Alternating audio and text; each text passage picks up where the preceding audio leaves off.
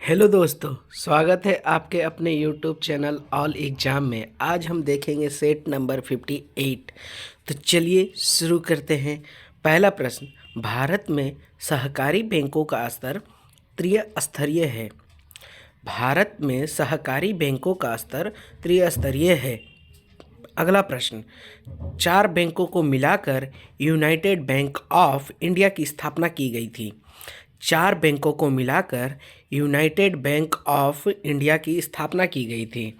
अगला प्रश्न, नोटों का निर्गमन आरबीआई माने भारतीय रिजर्व बैंक करता है। नोटों का निर्गमन कौन करता है? तो आरबीआई, जिसे हम बोल सकते हैं भारतीय रिजर्व बैंक।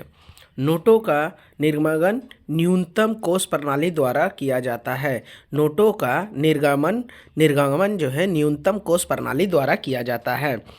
पूरे विश्व में स्टेट बैंक ऑफ इंडिया की शाखा सबसे अधिक है। पूरे विश्व में स्टेट बैंक ऑफ इंडिया की शाखाएं सबसे अधिक है।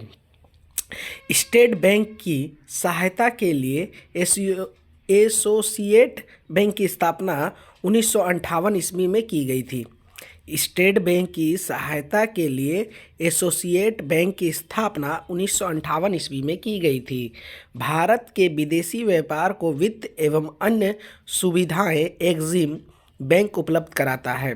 भारत के विदेशी व्यापारों को वित्त एवं अन्य सुविधाएं एग्जिम बैंक उपलब्ध कराता है। आयात निर्यात बैंक एग्जिम बैंक की स्थापना 1 जनवरी 1982 ईस्वी को की गई थी।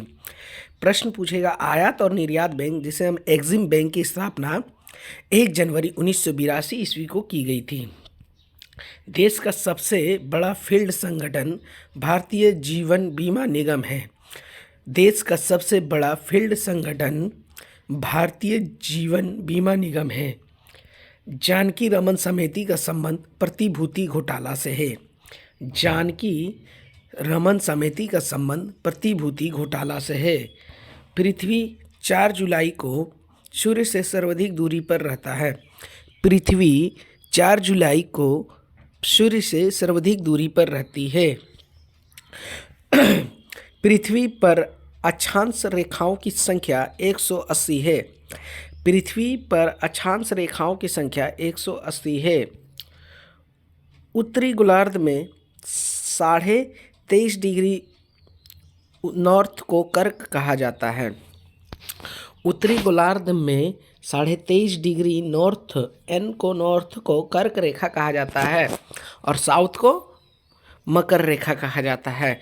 पृथ्वी पर कुल 360 देशांतर रेखाएं खींची गई है।